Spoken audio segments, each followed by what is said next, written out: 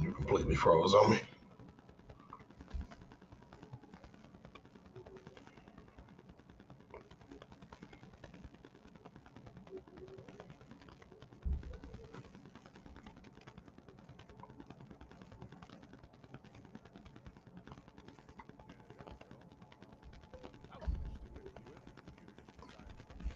I was gonna say, yeah, you was definitely froze, and I can barely hear you now. And it's like three of you, not two of you. Should go down to one. Give me a second. Let me know when it's down to one. Are they both? Are both me talking, or just the one talking? It's down to one now. All right, cool. Hey, with that being said, little technical issue there. Don't know what happened. Welcome back to another episode of the Group Chat Podcast. That should be open. We are live, Twitch, YouTube, Twitter. Appreciate y'all for coming through. Whoever's in here. I'm joined. Tony will be here later. I'm joined by my brother. He is standing in at 6'3", 195 pounds. How we feeling today? Tired, exhausted. That's dad life for you. You got two Yeah, kids, yeah. job, everything. You just what's you do you feel? Real question: do you feel more tired because you've worked two jobs at different stages of your life, right? Right. So do you feel you are more tired after like working both jobs on one day or having two kids and job? Like what genuinely you feel like you're more tired Mm, probably the kids for sure. I mean, especially like when it's my time with the kids. I mean, just but it depends. Like during the week, it's a little different when with them going to school and things like that. But like if it's like a weekend, like a Saturday, I'd be so fucking tired because like I usually have them like all day Saturday. Uh, from? Mm-hmm. and like I got my nights with them throughout the week too. But it's like I said, I got to work and then they have school during the day, so it's like dropping them off, picking them up, and then I got them for dinner and nighttime and stuff like that. Kids for sure. Kids they whoop you out, man. Especially at a certain age when they like needy, but not like baby needy, but like they just want the attention. They want to play. They want to pull you over here. They want you to come play with this, and you got two of them that's like into two completely different things. So it's like, of course, when you have a boy and a girl, it's like my son pulling me this way because he want to do this, and my daughter is pulling me this way because she want me to do something else. So it's cool though. Really, I'm only this tired just from the gym. Like I've been back Oh, so on you my back in like the gym? Because I know a couple yeah weeks ago you yeah said you were injured, so you went to the gym for a bit. yeah. I actually yesterday was my first day back for real. So I think I went to the gym yesterday at 4. I was there again today at 4:30. Okay, okay. So it's like See, I've been getting back early. So I've been back on like these early morning gym sessions. So it's like usually when it gets to this time, it's like all right, I've been up for a very long time already. I've been up since about 3 o'clock. okay. The and I'm only asking this because my uncle does the same. My uncle does. So my uncle's he tries to schedule everything out, and I'm kind of similar. Now I had to give up some of my scheduling because my wife just doesn't go for it. I can sit there and be like, all right, I'm trying to do this time, this time, and it gets too close, and then shit just falls apart. Do you with kids? Do you still try to schedule shit even though they can just obviously blow that shit up in the middle of it, and it's kind of like I don't know if that's different from obviously like baby or versus a couple years old and obviously now it's starting school. Do you feel like you still get to stick to your schedule, or do you feel like they just like they fuck your schedule up? No, it's definitely like as they get older, and of course, like I mean, my kids are still like young. I mean, they'll be 4 and 6. Actually, when my son's birthday, he'll be he'll be 4 on the 23rd of this month, and then my daughter will be 6 on the 31st of next month. So I mean, for the most part, like they on a pretty set and consistent schedule. So I mean, you still got hiccups every once in a while as far as somebody may wake up in the middle of the night or super early in the morning or something like that. But that's like that might be every couple of months. Like that's not even like versus when they like babies and small and stuff like that. You may get something. You may see that a couple times a week. You Yeah, know. So I mean, it's definitely not as hard to schedule things now. no, it's So it good. ain't it ain't it ain't too bad. but I also like try to schedule like a lot of my stuff around like the days where like I don't have the kids and stuff like that anyway. So to where I'm not trying to fit too much in, but of course, like some of these days is like the way I operate when it comes to trying to get back into things or trying to start new things. It's almost like I can't plan it. So like even with me, like I knew I had been saying I was gonna start back going to the gym, and I actually I went to the gym maybe like 2 weeks ago, and I planned it out, and it was terrible. Mm-hmm. Uh, and it was only terrible because I didn't really feel like doing it. And yesterday, when I tell you like I just got up and went, like I didn't set no alarms. I think I woke up at 3 o'clock. I was like, all right, I'm up now. So it's kind of like when anytime I want to get started with something, it has to happen like right away. Like I'm not good. Like I won't say I'm not good with planning, but it's like when I plan it, it's not as successful. Like when I versus if I start something spontaneously, I can just stay consistent with it. Like I tell people, I tell people like when I stopped drinking, maybe like 2014 or something like that. I remember when I stopped drinking like pop or I guess what y'all call soda or everywhere else in the world. Um, like I woke up one day and just was like, yeah, I ain't drinking this shit no more. And I went like 2 years before I ever drank another one. I did.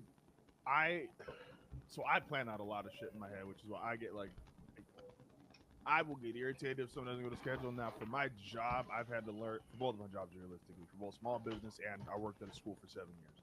So when you work at a school for 7 years, you can have a schedule.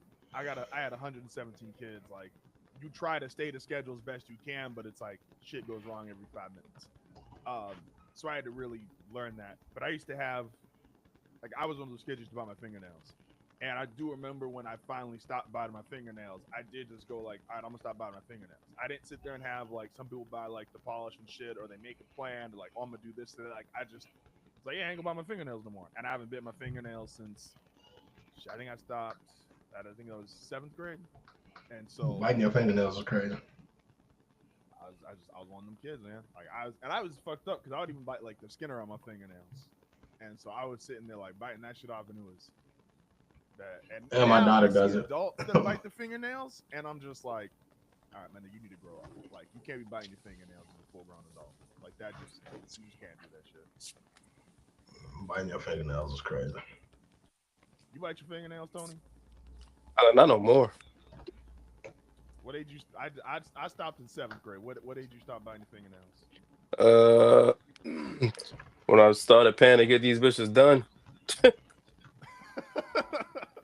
I ain't wasting my Start money. spending, that's the, what do you call it? The expensive pen theory. That's You half wait the reason why like I started like getting my nails and shit like manicured because like I was biting them, and that shit was getting out of hand.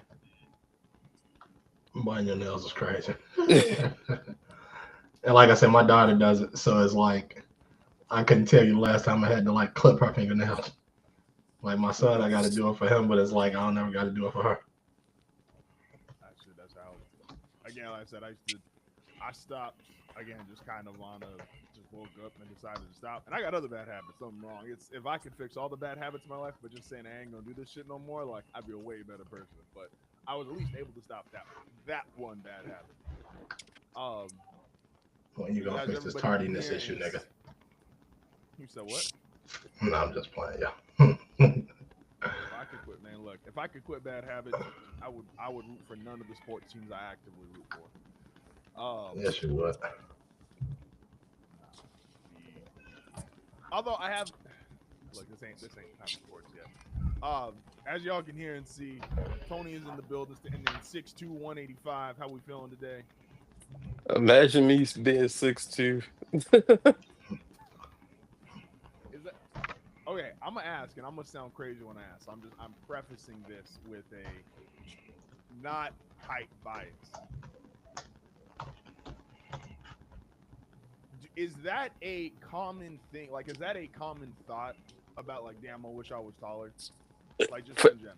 in my life, in your life, or do you think in niggas who's under niggas under 6 feet? Come on, man. Don't ask Is Tony that that like a type of question, my general? nigga. Don't disrespect my nigga like that. Like, I'm just asking. don't Like, I ain't disrespect. never Don't. been, I'm saying, but don't disrespect my like. He ain't no real I hit nigga. Like, he 13, ain't one of so the. it's He like I ain't don't one gotta of deal with these that no more. incel I'm ass asking. niggas that's out here talking about, man. If only I was taller, I get all the bitches.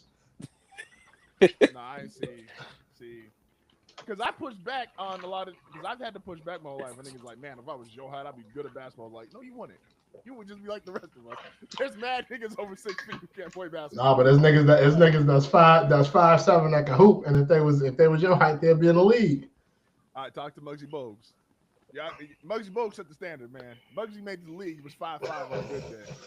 Like, niggas ain't got an excuse. Muggsy made it. Muggsy was a real nigga. That's the difference stuff. Like, Muggsy ain't ever say, man, if I was 6'9". Muggsy said, I'm gonna go make it happen at 5'5". And Muggsy was really outside.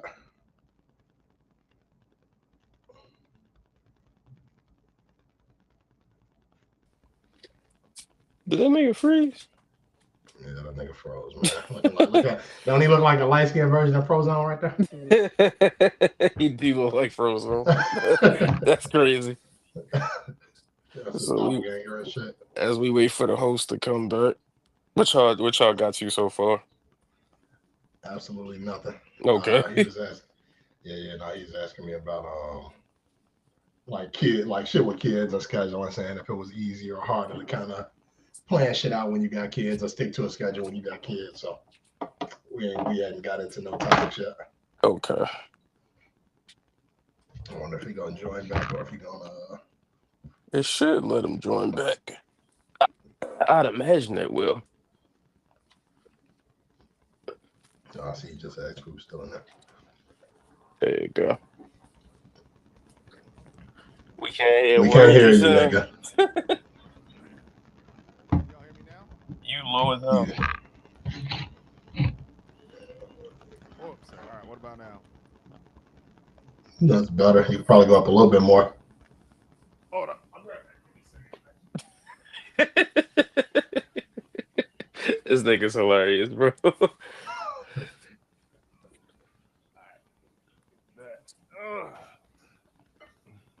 All right, y'all can hear me now? Yes. Yeah. Yes, we can. All right, cool. I was trying to do something and that shit wasn't gonna work, so I just, what the hell? Nigga, I just cut the power. I see, now I got Phantom fucking turtle tanks. All right, cool. So back to the question. Is that a thought that recurs for you or any other friends who might not be over 6 foot?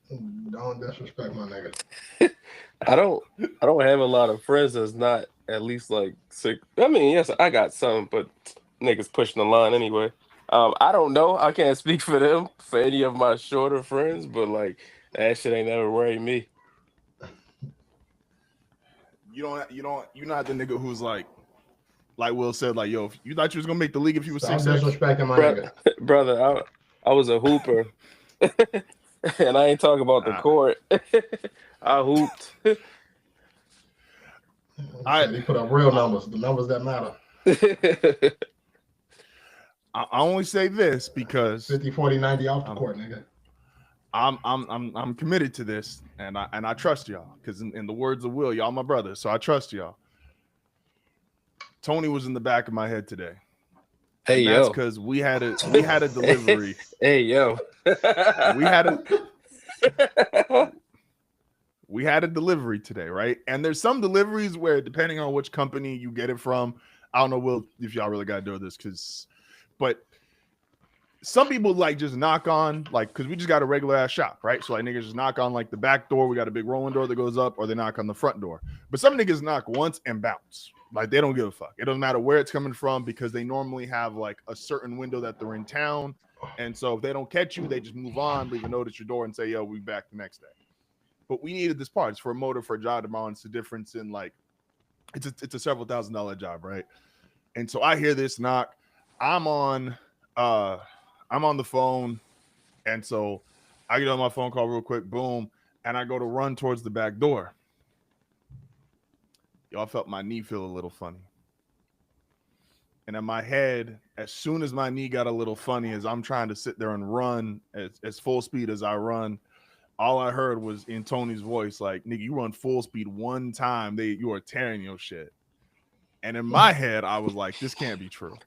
And I don't know why you think that's not true. Like, I don't know how did we so upset. How did we get to you running full speed though? Because I had to go get this shit. Because if I didn't get it, because like, so where the office is and where the back door, like we can actually take like commercial deliveries, it's it's a tricky spot. It could get stolen or some shit. No, they could just leave. And so if they leave and then they'll come back, we already told the customer, yo, we're going to be there tomorrow. Like literally is 4:15 over here. It's like, we literally going to be there in 8 hours or 9 hours. I'm sorry. And so if we don't have this, we just going to show up and be like, well, we can't fix your problem because we literally ain't going to have the motor or the parts. And so I'm just making sure I get there before this nigga leaves because the same company we've ordered before, again, they've just knocked and left. And so it was that, oh shit, I really need it. And I get up and I run and I felt my knee at about 4 steps. And I was like, oh man. And so I just did you get the bread? I did get it. But I walked over there and I was like, I can't look like a bitch in front of him. And so open the fucking door. My knee hurts like hell. You think you could be over the heavy and shit? You think you could be over 30, not stretch, and then just run full speed? Like, I just don't know why you think the nigga ain't jogged in years. He just go to a full-on sprint on the treadmill. I thought I was gonna be good. That's not how that works. 2.5 ain't gonna cut it. That's not how that works at all. And I just, so the incline treadmill too is, I don't know if I've said this here, and again, I'm being vulnerable here, so roll with me. Is we have a treadmill at our place. Like there's literally a treadmill like less than 2 feet from where I'm sitting currently, right? And so, I'll only really use the treadmill at home because I'm scared as shit to do one in the gym, and that's because I have a size 17 shoe. My feet don't fit very well on a treadmill. And so every time I've done a treadmill inside the gym, I have this constant fear of like tripping over the side and just falling and eating shit and just looking like one of them dumbass cartoons of like, you just see a nigga roll clean off the fucking treadmill. And I'm like, I ain't doing it in public. So you ended up on World Star in 2025. I think anywhere on the internet, World Star, Twitter, TikTok, Dat Piff, like wherever the fuck niggas is gonna put me, like I just don't want to be there. You popping up on the Dat Piff app is crazy. That's what I'm saying, like, but oh man. So yeah, so that was my I don't know if that was because again, you probably right to like the not stretch and being old, but in my head I was like, you don't know what you can't do until you attempt to do it, and your body just won't let you do it. And so I was convinced physics will tell you can't do this. Like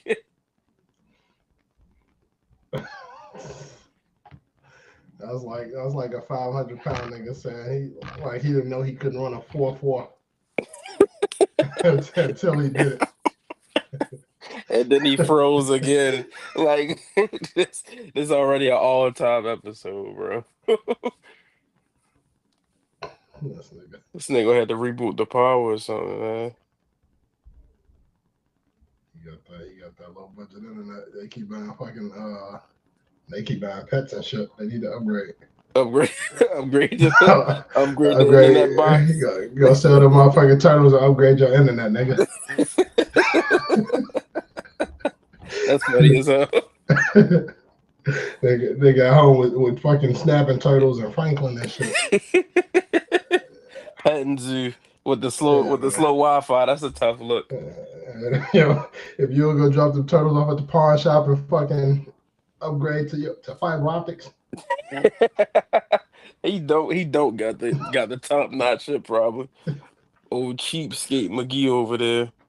Yeah, man, y'all got a whole motherfucking petting zoo in the crib. Where we even? How many times you listen to Wale shit so far? A couple. I was just telling him I've been back in the gym so the last 2 days. So for sure, I listened to it when he dropped, but I've been back in the gym the last 2 days, and that's definitely what I've been playing. That shit. He dropped some heat, man. Like that shit is great. No, that shit is amazing. Like out the gate though, like he got right to the shits. That's a fact, and it's like that shit ain't got no skips. When I tell you, like And it's funny because I was thinking about that yesterday morning when I was listening to it in the gym, and I'm like, all right, I know we're gonna talk about it today, and I was like, damn, it really ain't no skips on here. Not at all. Like the And it's like samples work, if it was everything gonna work. be if anybody was gonna skip anything, like I could probably see some people skipping like the Afrobeat shit. Like, and that's if you just not into that. Right. But like just not into the sound or whatever. But like even like I think when I first started the album, I think shit I ran Conundrum back a few times before I could even get to track 2 for real. And then like even just listen to it, it's like, oh man, he dropped. I don't even remember how many songs was on this album, but I was like, I feel like he had dropped a lot of them. So I mean, like Belly, you had Where to Start, you had Blanco that was out, you had Mirror on the Benz that was out already. So he had a few of those that was already out, and I'm like, them shits was still slapping on the album. And I'm glad because when he was dropping the singles and all that, the only thing I've listened to that he dropped was the freestyles. Like I was avoiding the singles because I'm like I want to hear the whole shit Yeah, together. from top to bottom. Yeah. But now when he dropped Belly, though, I was like, I was for sure bumping that shit before the album dropped. I think all the other singles I might have listened to once. I listened to Where to Start a couple of times too. But what was your favorite freestyle that he dropped? I can't remember the name of it. It's the I one know he. that It's the UConn one. freestyle was my shit. It's the one he posted. He posted a lot. I forget the name of it. But then my favorite shit that he dropped like outside of this was the shit with him and Push. Yeah, that was fire. Oh, on that Anthony Edwards album. Yeah, I listened to that a lot. But yeah, no, that UConn freestyle, that was my shit when he dropped that. Call your internet provider, Justin. I think I know what it was, but it's really stupid. We shouldn't have the issue no more. Fingers crossed. I've been doing a bunch of shit the last couple of days, so my computer don't even think it's in California no more. Well, you trying to get them Epstein files up. He already got it set to Turkey. No, I'm not. I'm gonna let niggas do it. I ain't having niggas know. He already got his time zone set for Istanbul already. He going to Turkey. Shit. Well, to be fair, because in honesty, niggas think this baldy here to stay. And to a conversation we had a few weeks ago, not the niggas know where I live, but certain betting apps aren't legal in California. And so you've already said too much. You've already said too much. I'm just saying, like, look, man, it just and other things that you sometimes want to look, man, there's nigga on my bet 69. He said the point hit different when you got your shit set to Turkey. When I was 14, 15? And see, this is how wild. See, this is a Larry story for the week. I was like 14 and Larry deadass looked at me and he was like, all you gotta do is get an offshore betting account. And I'm like, what the fuck is an offshore betting account? He said it so casually. Yeah. He's just like, because he used to have a dude who he would just send down to Mexico. Shout out to Mexico. I was just there 4 days ago, right? It's Wednesday. I was there on Sunday. We got don't take white people to Mexico. We got robbed within literally 3 minutes. My friend's first time leaving the country. Fucking cop pulled us over, took us for $100. It was like, hell no. That's why we can't go to Mexico. That's why I got to meet y'all in Mexico. Like that's why we can't go to Mexico as a group. That shit. We literally cried because it was we can't go to Mexico as a group. They're gonna kill us all. We have comrades in the car.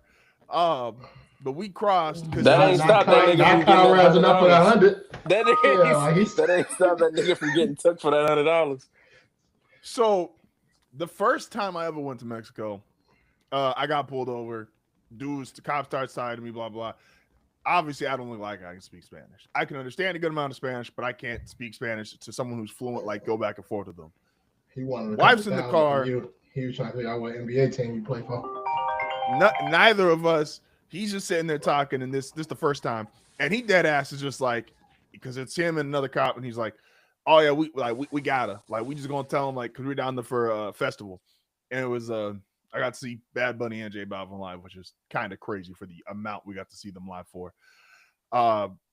And so he's just telling his partner, like, yo, we're about to get him for like $100. And then wife starts talking. She's like, I know Spanish. I know what y'all trying to do, blah, blah. And then the cop starts backtracking. And he's like, oh, no, he wasn't trying to do that. We was just, like, oh, where you guys going, blah, blah. He lets us go. This is the first time. This time, we literally cross. And it's kind of crazy when you drive into Mexico because it goes from 1 lane to no lanes to 5 lanes. Like, it's just dirt road when you first get in that bitch. And then you get 5 lanes out of nowhere. And everybody just kind of figures out where they're going to go. And so I get there, I stop when I'm supposed to stop, and then I keep going, and then he pulls me over. He's like, oh, well, you stopped, but you didn't really stop.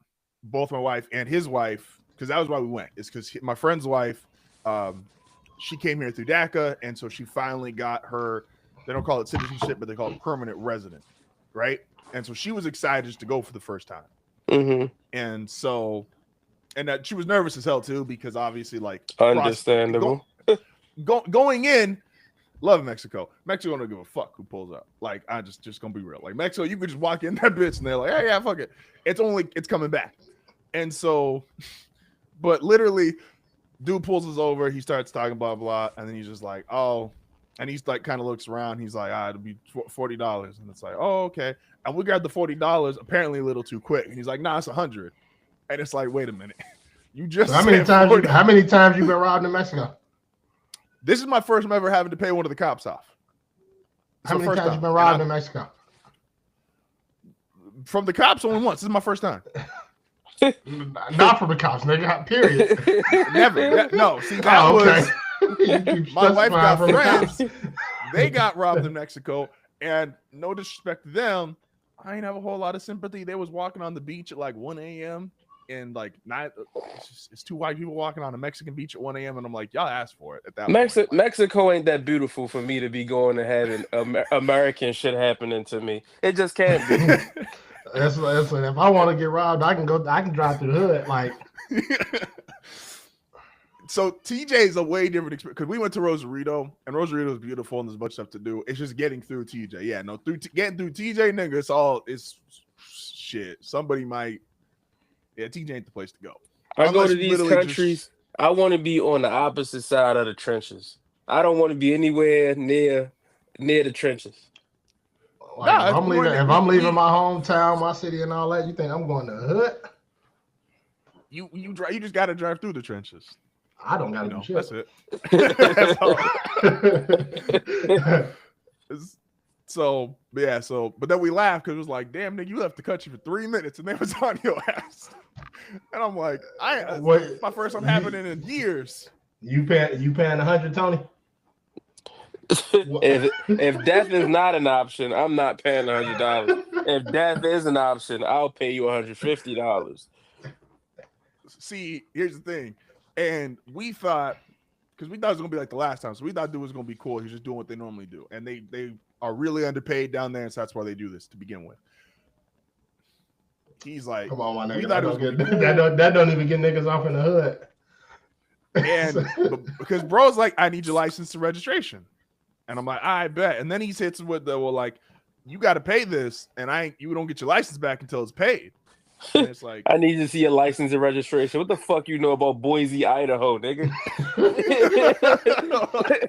What did this matter to you for? And so now niggas telling me like, hey, man, I gotta keep it. Now my in reality, looking back on it, I was like, look, my address don't even write on my driver's license. I go get a new one. Like, we could just keep it moving. So basically, if I go to Mexico, I need to bring a couple forms of ID. So when they try to pull that shit out, like, you gotta just keep that shit, my nigga. tell her Will was here. What is you talking about? And so, but everybody split the ticket, which is fine. And so that nigga got his $100. We kept moving. And she was hyped. She was hyped to go see it. And then crossing wasn't even that bad. I think it took like an hour and a half. I watched the first half of the Bronco game in Mexico in the line waiting to cross. And then one of the niggas, I'm not over y'all niggas paying this nigga $100 now. So y'all not wait. So y'all when y'all go to Mexico, you might as well just carry your extra $100 when they rob you. If you have an American plate, because the first time we went down there and it was during a festival weekend, and they know when that shit's going on, because the cop that pulled us over that weekend after we got through our shit and we didn't have to pay him, that nigga kind of gave up on us and said, hey, don't worry. Literally waves his partner, and they just went and pulled over another nigga with American plate. And she had friends down there that weekend. They got taken for $400. And I was like, it's the cut. You playing by their rules. You went to a different country. You playing by their rules, man. And so, nigga, it is what it is. I'm gonna give me a fake ice badge when I come up in the nigga.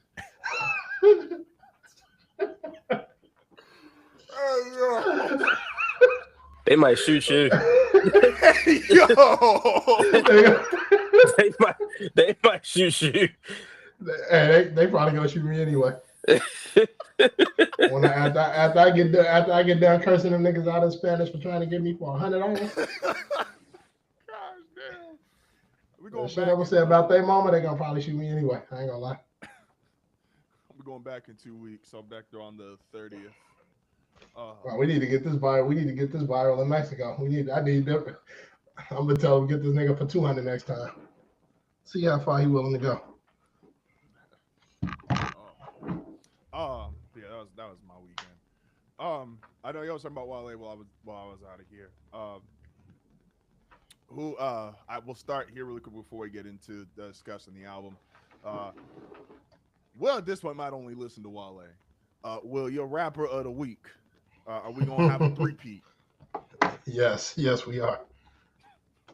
We'll listen to Wale, and every now and again he slide in the J-verse. He's like, all right. Oh man. No, Wale is for sure the rapper of the week. He should be everybody's rapper of the week. He indeed is everyone's rapper of the week. I'm gonna go out. I'm gonna be different because that's my thing. Oh, brother. Ralph. He got Ralph. Ain't no bullshit. When I was making the graphics, I was like, I'm putting a different name on each one of these shits. I got Mr. Forlorn. Dropped an amazing album. Yeah, man. Tony, who you rolling with? You calling a nigga Mister is crazy. Wale is indeed my rapper of the week. Yeah, I ain't really got to explain why. If you listen to the album, you know why. If you haven't listened to the album, go listen to the album. This is a bad year for niggas that said hip hop's or rap sucks. Like, yeah, I mean, as a whole, it can still suck. Yeah, it's a terrible year for Aiden Ross and Cass and I. Like, who gives a fuck what they think, bro? I love Wale's Breakfast Club interview, and I still I think I still have 20 more minutes on it. But I love the fact when you told Charlamagne, he was like, when they were talking about like the Jay shit, when Jay went on, I think it was 2013, and he's like, oh yeah, who's gonna be here? And he said Cole, Kendrick, Drake, and he's like, off sheer willpower, Wale. And Wale looked at him and said, hey man, make sure when you clip that shit, put in like the actual video because these kids don't know shit. And I'm like, I feel you. When you go through, I made the point Wale to me as a rapper is not underrated or disrespected, but I do think Wale as a person or a celebrity is definitely underrated or disrespected. Because he's specifically not in that big three grouping. Yo, already starting to talk about it. Early favorites off of this album.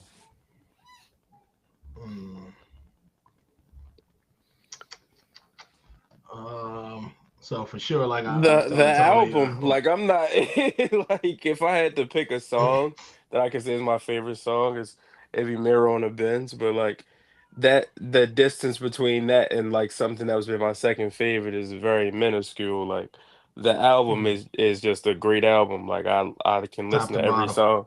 I listen to every song. I don't feel like I need to skip this song or skip this part. Like this is just an incredible album. Top to bottom for sure.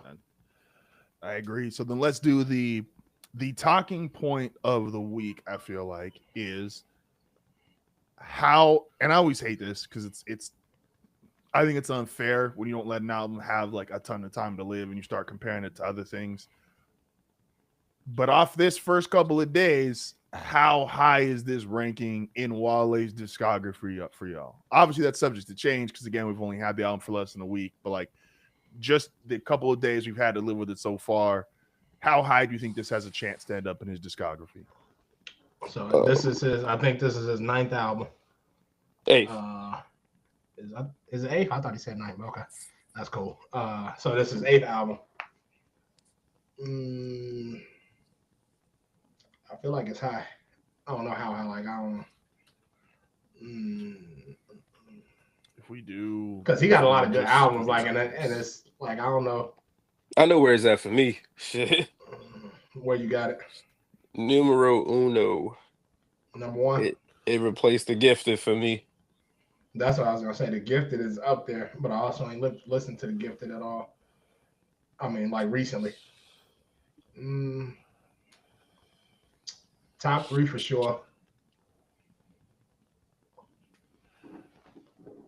Do y'all separate for like niggas who are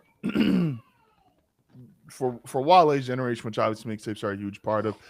Do y'all naturally include mixtapes when you're comparing like discographies, or do you just stick with studio albums? No, for a nigga like me personally, for a nigga like Wale, is studio albums because I remember getting his mixtapes from mixtape sites. So like, it's just like the studio albums for me.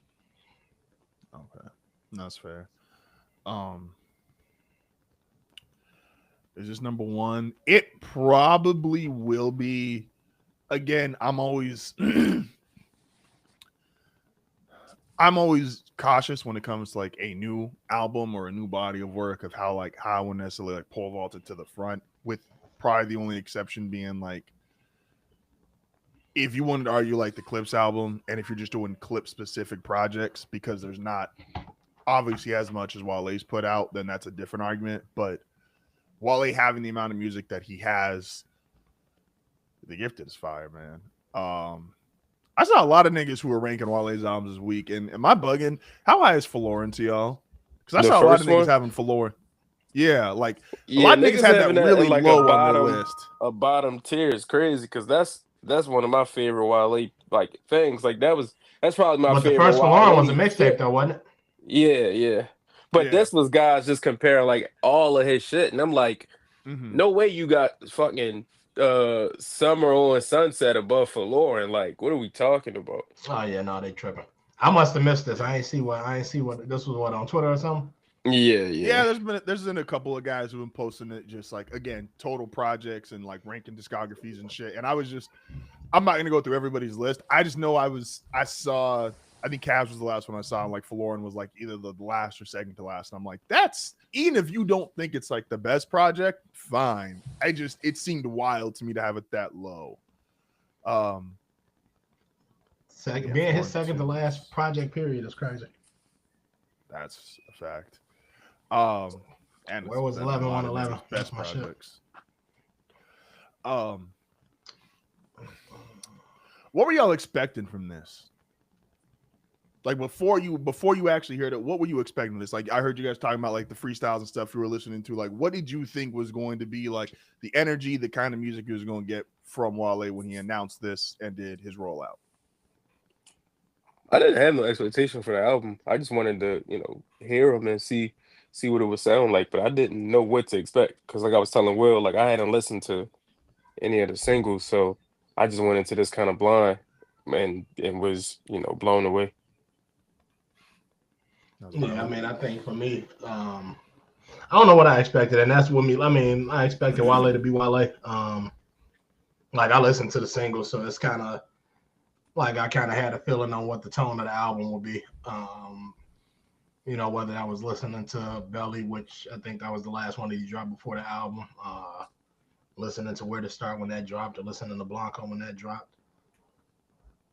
I mean, I feel like all of it was on brand, like as far as Wale goes, or even Mirror on the Benz that dropped too. So I think all of it was on brand for him. So I think I expected it to sound like Wale, like a Wale album. Because I don't like when I listen to this, I don't feel like he did necessarily anything out of like his comfort zone. He just did what Wale does at a very high level. I feel like there's an argument this is more personal than other albums. Especially like the intro and like the beginning part where he's like, I even saw a tweet. Yeah, I'm not gonna say like Wale's like the most introspective nigga ever, and Wale's great. I thought you were about to start playing some shit. I was like, no. is like, especially for the stuff of, because I even saw the tweet today. It was someone who just hasn't listened to the album. They're like, well, why is no one, why isn't Wale explaining why he like 40 and not married, white picket fence, all this shit? And I'm like, well, if you heard the album or just listen to like the intro, he tell you why he don't trust women or how relationships have gone for him in the past. And I feel like that is more opening up introspective than Wale has been on past projects. I don't know if y'all think that's bugging or not. That's a good thing. I loved it. So I'm just, but again, it was more introspective. He's 41 now. Wale 41. That was his age. I think that was his age. I looked it up. Wale's age, pretty sure. Yeah, Wale 41. God damn. Yeah. So, and it's again, it was like he's a 40-year-old man who's like, who, in a non-incel way, because the internet doesn't really differentiate. He was like, hey, look, man, some of these bitches ain't shit, and I just ain't found one that was a shit. And so, like, I don't think it's like, I mean, I don't necessarily think it's more introspective than he's been. Like, I feel like Wale give you a lot of that. No, again, he's never been not introspective. I just feel this is for this specific subject matter because he touched on it in multiple songs. And so I guess really trying to like get that point across of like, for the people that maybe, and I don't know what his algorithm, what his shit shows him, and maybe that is something he feels potentially he gets attacked for, or people questioning him, and so he wanted to respond on that. I mean, you said you didn't finish listening to the interview. I mean, he was saying like it's not necessarily like, it's more so like addressing himself, like his mom, like his mom wanting him to be married, or like his people feeling like he's mad or he's angry, and just different shit. Because even if you listen to like Blanco, like it's about like him, it's like an anxiety record, like him being, an introverted person, and you kind of gotta be comfortable in uncomfortable spaces and shit like that. So like the album's mad layered. Like it's not just about him not being married. Like it's a layered album about a lot of different shit. No, and that's what I was trying to say. It's like it's not for the example being like. That'd be a bad example, actually, now that I'm trying to think about that. Because that's specific to that point, or at least the majority of it. Excuse me. And so you already got this. So was The Gifted number one for you? I just want to make sure I heard that right. Before this, yeah. Gifted is fire. How high you got for Lauren too? Out of 8 studio albums, probably like 5, maybe. Damn, I love Lauren too. Like, and that's another thing that's tough too, because like even if you say like an album is quote unquote like his 5th best album, his 4th best album, it's like that don't make it a bad album. It's just the other shit. Obviously, you could just fuck with more. Yeah, man. Shout out to Wale. Congrats to Wale. When you got the time, Wale, we still got it's 2 years in the making. We still got an interview ready for you. You want when we did our mixtape challenge like 2 years ago, 3 years ago now, like you was up there. So when you ready to sit down and do the interview, I know we ain't Breakfast Club, but talking about 3 years ago. Boy, it's COVID time, That shit was like 5 years ago. And man, look, COVID time is all like it's like 3 years meshed into one. So it's like last week we did it. But speaking of mixtapes, would y'all consider yourselves Dat Piff kids? Or Will, I guess in your case, a Dat Piff adult? Nigga, you 2 years younger than me. I'm trying to celebrate black man living. I don't even know how old you are. How old are you? 30? 31? I got a 3-1. I got a 3-1. You technically, I'm 32. I told you my knee gave out. So you're younger than me. I was probably more live. No. Don't let him get that off. Don't let him get that off because we What'd he less say? than 15 days from that. He said, "Oh, you only a year younger than me." Knowing this nigga got his chick got it. Your ticket got to go up one more, bro. My shit already went up this year. Like, don't pull that shit. Nigga said, "Oh, you only a year." Like time just gonna freeze and shit. I just do simple mathematics. Like I be trying to figure out what 32 minus 31 is. Hey, nigga, do the months. He said, "Do the months." Do the months. Yeah. That'd be like what kids be talking to when people be saying, "Yeah, my kid's 57 months." Hey, nah, the kids. I'm 5.5 years old. I'm 7.5. Oh shit. Anyway, though, but y'all would consider yourselves that Piff kids? No, I was probably more live Yes. mixtapes than I was on that Piff. Okay. Will? Yeah, I fucked with that Piff. When did that Piff close down officially? I know what, last year? Like last 2 year, I years think. ago? Yeah. That's a sad day. Shout out to that Piff. Shout out to all the mixtape sites. Excuse me. Shout out to just that era of music. It's a great time. It was a fun time. That's when you could listen to Lil Wayne every day and not get shamed by your friends for it. It's a great time. We've done a bunch of countdowns here, a bunch of different conversations, and Tony brought up another one that he wanted to do. Top 10 mixtapes of the last 20 years.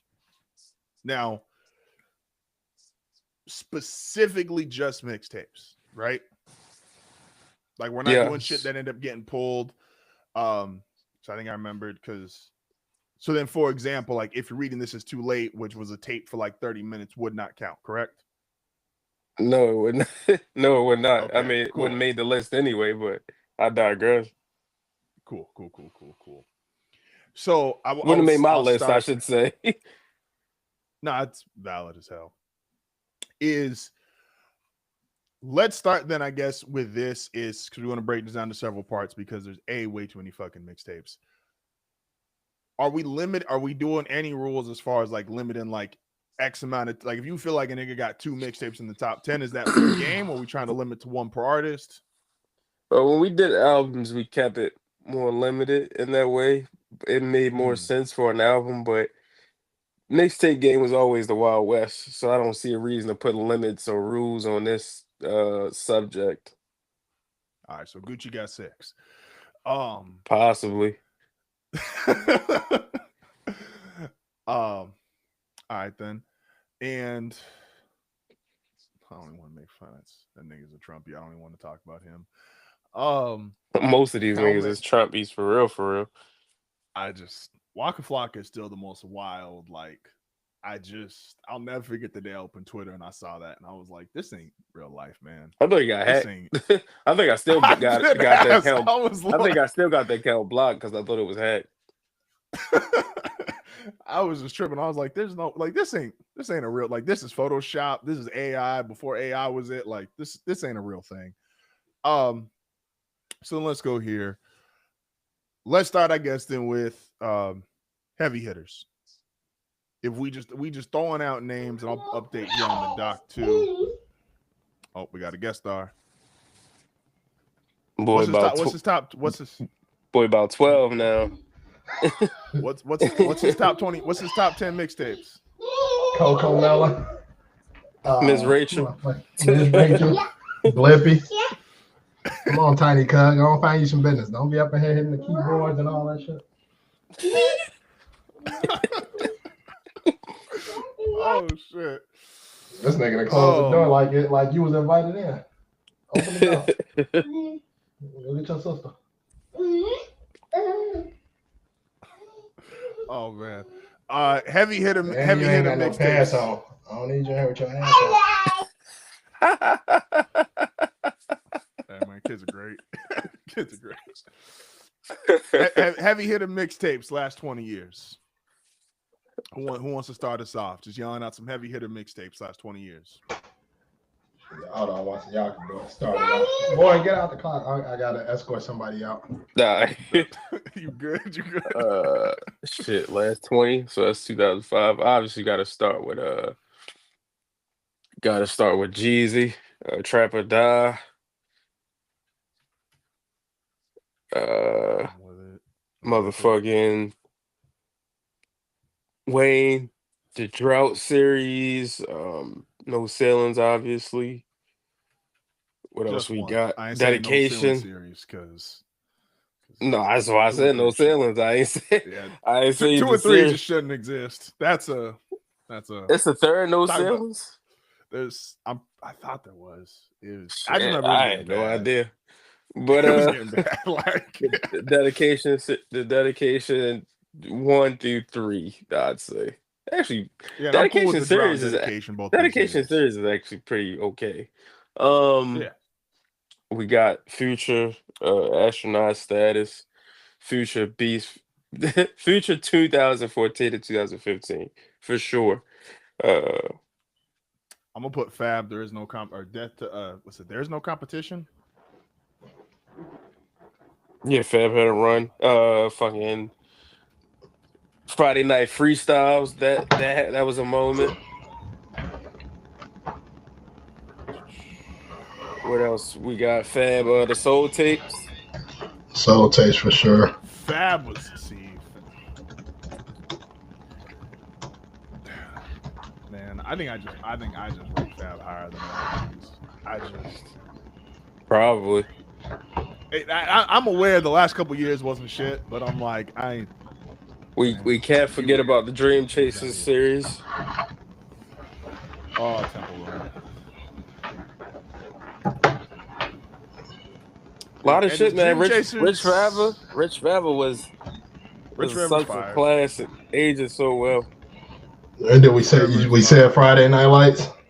Friday Night Lights, of course. Friday Night Lights. Shit, so far gone to be in there. I don't know if y'all mentioned that. Okay, can we have a conversation about that? About So Far Gone. So far gone. What? And this is not an opinion of like 2025 Drake.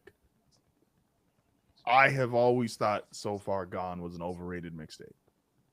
I've never understood the whole oh this might be the I like people who are supposed to be credible in music have said this is maybe the greatest mixtape ever. And I've just never understood that.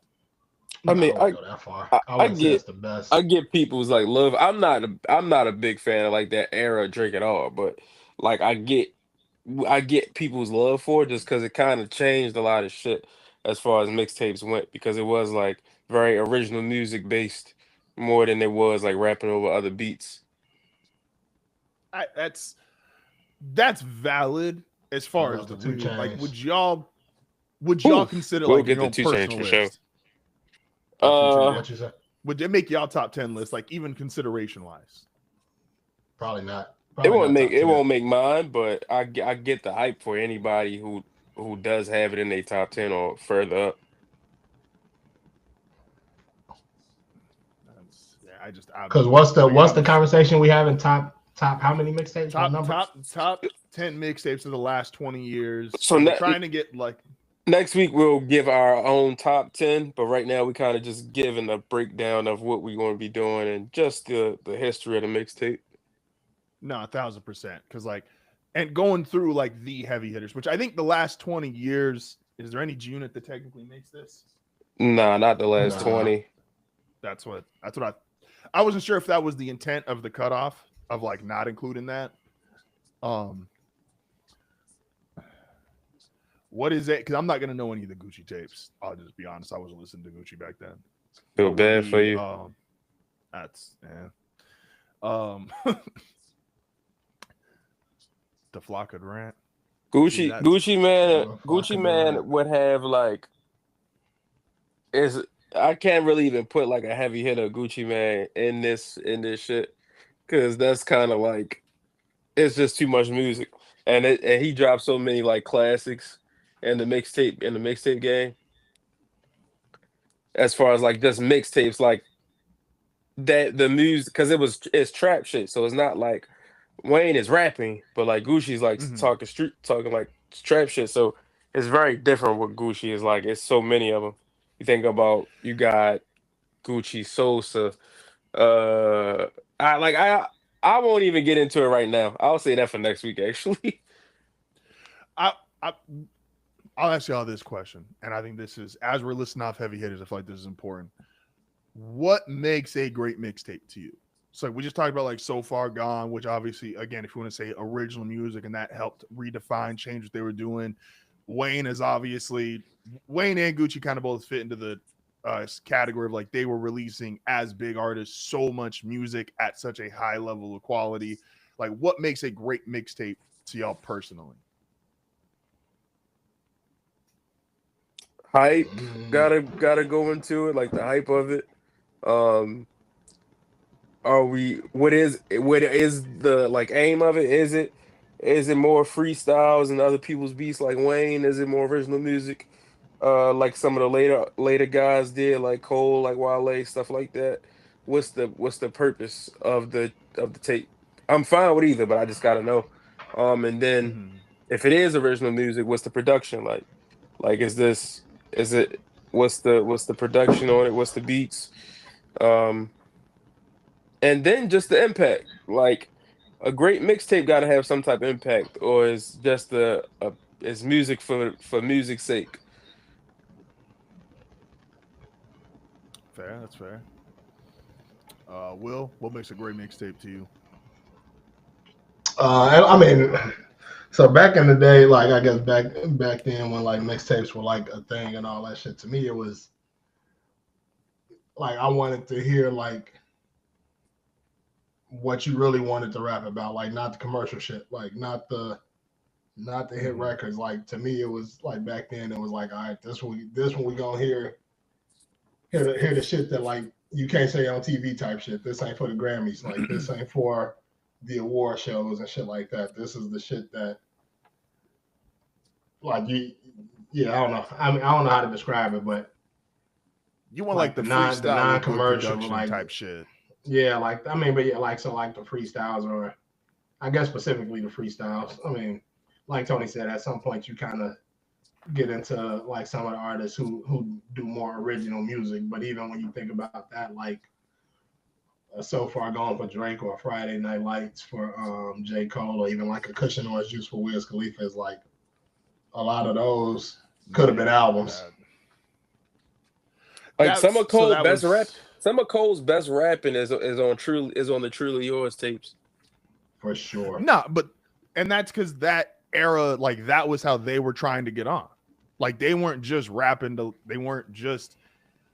It was different with. Shit, Cole was Cole. Guys were already established. When Truly Yours started coming out, though. No, not by Truly Yours, but like his early shit, like Friday Night Lights, like some of that stuff is he was really trying to rap to get himself in the position he felt he deserved. Like he wasn't. And I think Friday Night Lights supposed to be the album? It was. Yeah. So Friday Night Lights was the album. That nigga leaked it because he like, y'all niggas playing. How do y'all feel about like acid rap? I've never listened to acid rap. I'm not gonna lie to you. I've heard like songs of it, but I've never sat down and been like, oh, I'm gonna listen. I don't really sit down and listen to Chance anyway. But I know it's one of those that like niggas would be like, this a classic mixtape. It's because this the one that got the Grammy or the Grammy nod. No, that was Coloring Book. Yeah, that was the album. I listened to that though. That was cool, but like I ain't never listened to acid rap. I didn't even know like I didn't know Chance the Rapper until like Coloring Book. Like I didn't know acid rap Chance the Rapper. I'm just kind of going through here and looking up top mixtapes. Drama's on a lot of these. Come on now. Drama was it. What would these shits even be without Drama? I know he doesn't, and it's weird because he's a DJ, but like if you were doing just like Mount Rushmore of mixtape niggas, like just involvement, like he got to be on there. Like I know he's not a rapper. He on there and he top something. That's what I'm saying. Like it's like because niggas always had like he caught a Rico off the mixtapes. Like that's like, oh man, shout out to Drama. Ready Put Rich Forever. I don't know if y'all fuck with over. Oh man, that Rich homie Quan around with something. Shout out to Illuminati.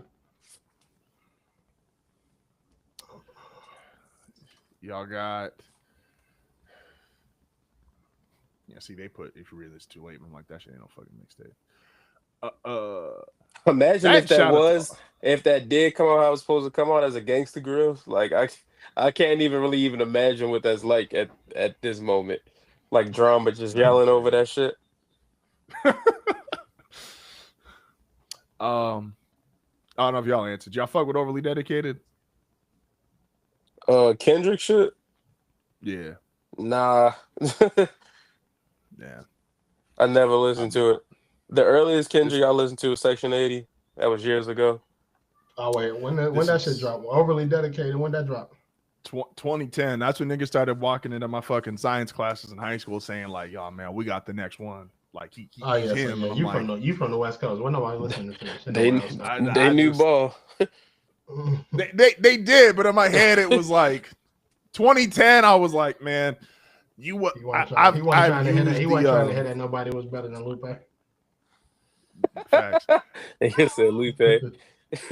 I've used the story before where it was like, I don't know if Tony remembers it. There was we were playing whatever game was. I don't know if it was Madden, 2K, whatever, and we had ESPN on the side.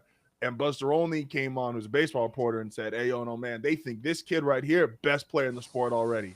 And me and Tony looking at each other like, Albert Pujols is still active, Miguel Cabrera is active. Like, y'all on some bullshit saying like he's already the best player. It ended up being the best player for the next decade. So it's like, all right, man, sometimes they call it. You know, niggas was talking about Mike Trout after like 3 games. And I'm like, Buster Olney and whatever executive, they knew what they was looking at. I just, I was preconditioned to niggas who hit 40 home runs a year.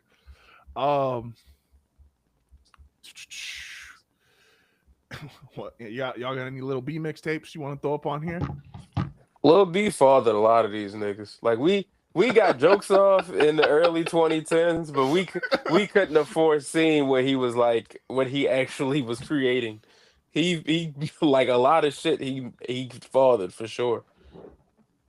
No, that's Back from the dead. Don't forget about that, Justin. Migos. You talk about something that's making my list. Justin, Justin ain't never heard of that. You talk about another something making my list. Fucking that's Young Rich Niggas. Young Rich Niggas is for sure a heavy hit out of last 20. Especially when we think about like that next era of rap. Mm-hmm. DC2. Oh, we already put the Dream Chaser series on here, right? Yeah, Dream Chasers on here. And I know we put series. DC2 is the best Dream Chasers. DC2 Meek was going fucking crazy. Up until championships, I might have still said DC2 was like Meek's best project. I don't know if I would still say that. Honestly, if you have me listen to them back to back, I might. I ain't gonna lie. But the nigga of the day, Wale. What's Wale's best mixtape? 11. No, Forlorn. It's Forlorn. It's between 11, 111 for me. Between those two. 11, then there's 11, 111. I go that way. I would say those are definitely the top 2. And I was a big fan. Like I fucked with the More About Nothing because I fucked with that too. More About Nothing's fire is because how many songs is on 11, 11? If it's not 11, that'd be a miss. 11, 111. So this is telling me when I Google it. Oh, that's when niggas would throw because chain music's on here. Because that's when niggas are putting like a song from the tape on their albums. So this has think it was gonna get cleared. Yeah. So while they got 19 on this, okay, I would say it's fine.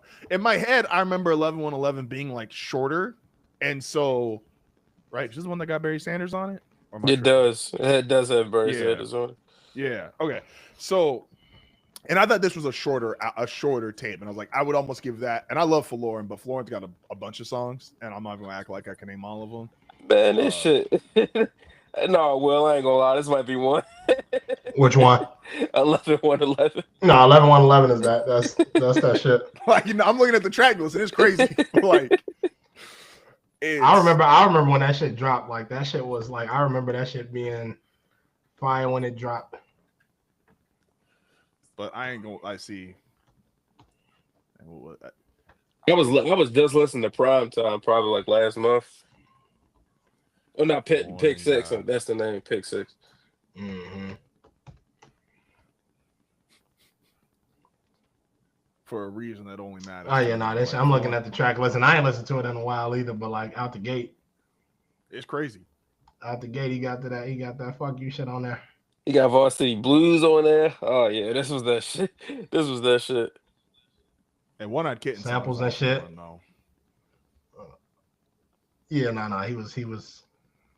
Yeah, he was in a bag for sure. Lace front chain music.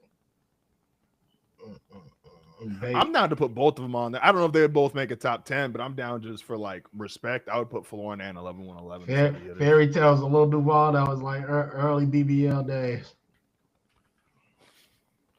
11-111 Florida. Who are we missing? Detroit by Big Sean. Detroit for sure.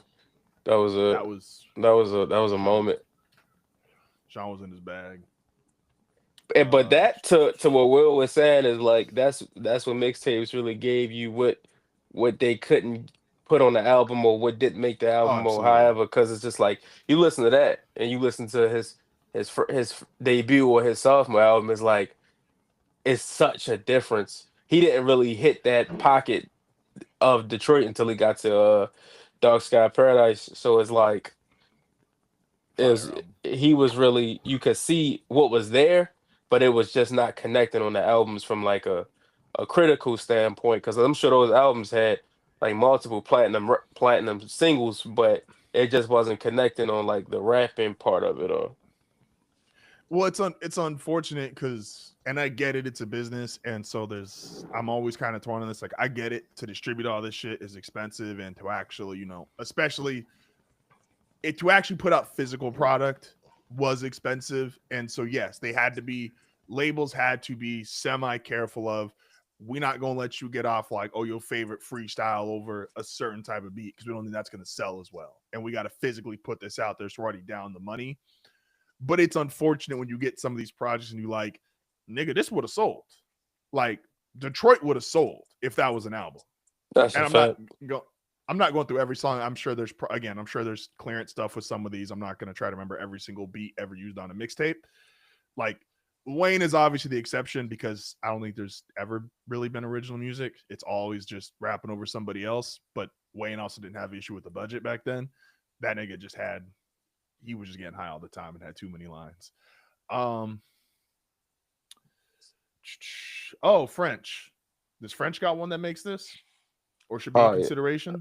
I think the thing with French is like that's in the same boat as you talk about like Gucci or Walker. Is like is a lot of music between like his shit with Max B. Like, fuck no, French ain't making no list.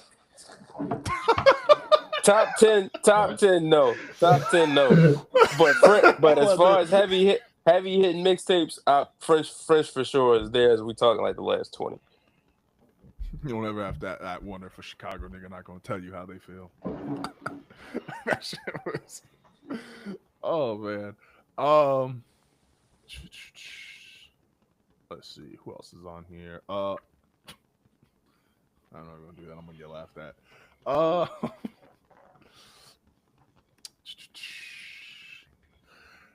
It wouldn't make top 10, but Kevin Gates was going crazy on mixtapes.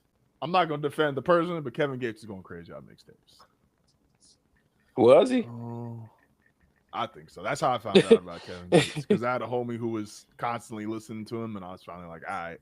I know he didn't really like pop until what was that, Two Phones off his first album. Like, that's what made him a like mainstream artist. But before I realized it was bad for my health to keep hanging out with Mario, like, he was listening to a lot of Kevin Gates. Who the fuck is Mario? You talking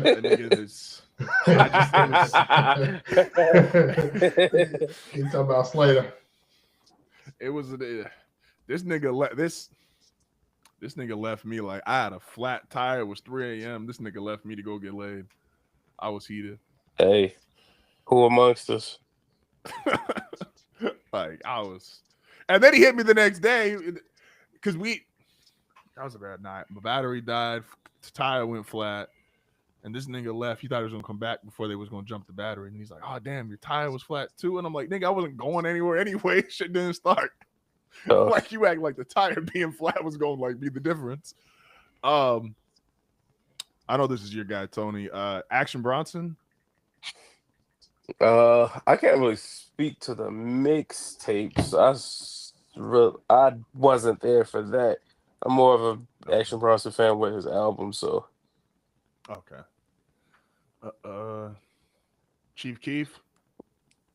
Yeah, we'll talk about that. Rocky's debut is one. If we in that era of music, that first ASAP Rocky tape, that's one up there for me as far as like heavy hitting tapes of the last 20. This is saying I'm not the Rocky guy, so if I'm saying this wrong, my bad. They got Live Love ASAP, but I thought that was his first album. First album is Long Live ASAP. Okay, so Live Love ASAP is actually the tape. Yeah. Okay, Is that the one you referencing? Yeah. Okay, so I'll put that on here. That shit came out. That shit came out really familiar. 14 years ago. Want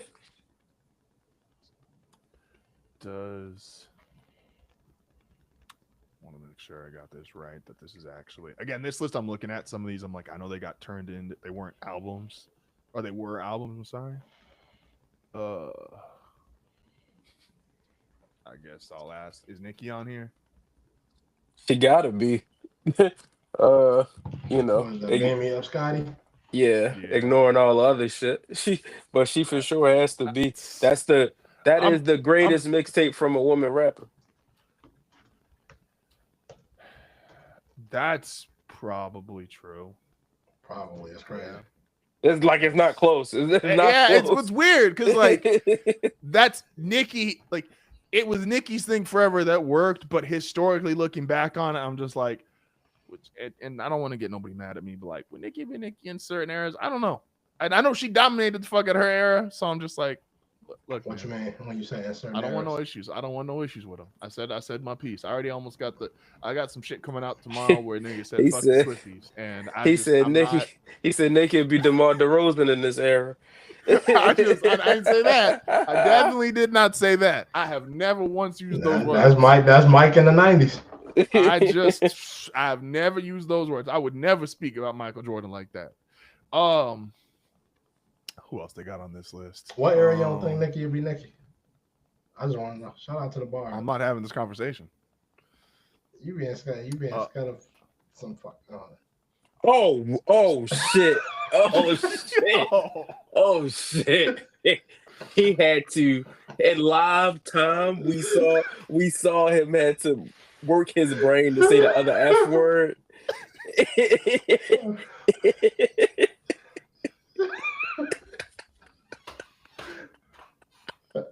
We saw that happen in live action. Like he just glitched out in real time.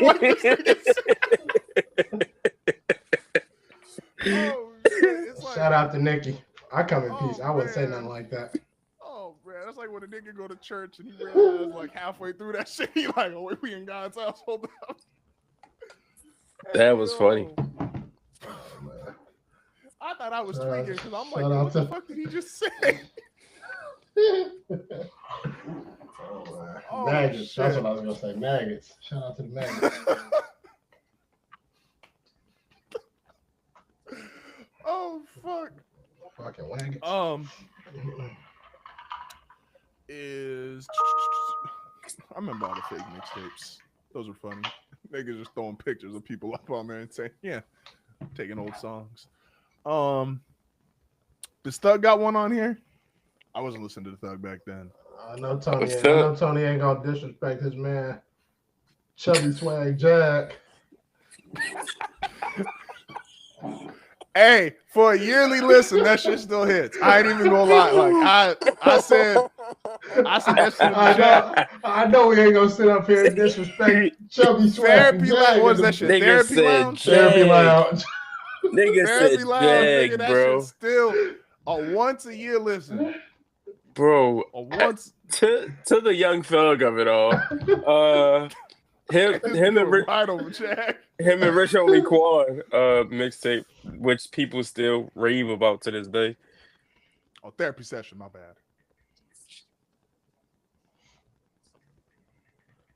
Tony disrespect his man. Then he said right back to Young Thug. Nigga said Jag. What'd you say, Justin? I said ARAB on this list for anybody?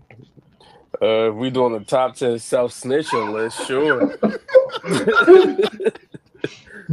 Why not? That nigga sat on Vlad couch and told it all.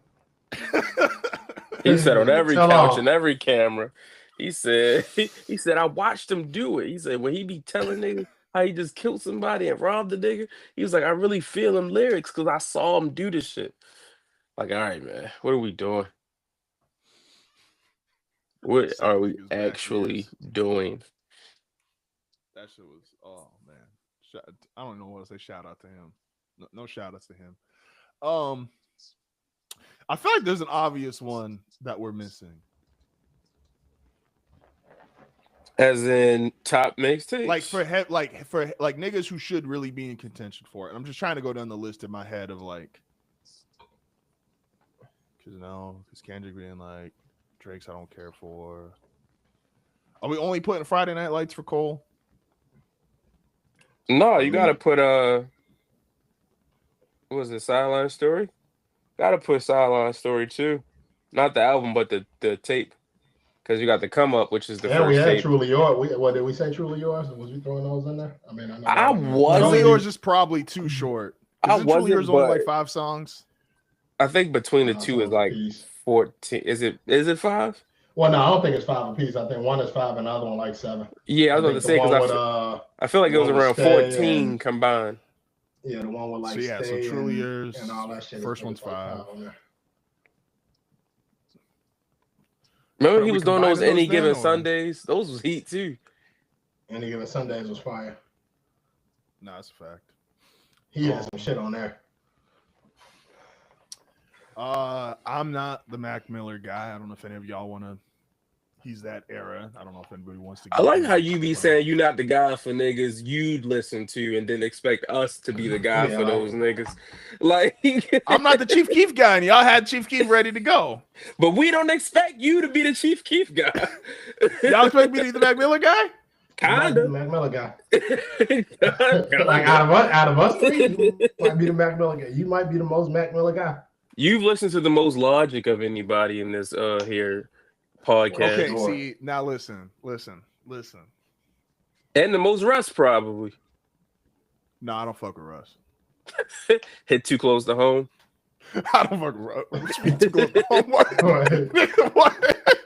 Wait, what's the Too Close to Home for Russ? How you guys? I don't even know this nigga's life story. I don't even listen to Russ, but like I listen to some Russ shit. But I ain't never heard a whole album. I've definitely never heard a whole Russ album. I had about 2 month stretch where yes, I listened to a lot. Like Mixtape Logic was cool. Young Sinatra, that didn't get rap. The rest of this shit, Young Sinatra. That man is half black, calling himself Young Sinatra. What are we talking about? Hey man, look, he just the mixtapes is fire. That's all I got. We ever see Logic and Mike McDaniel in the same room together?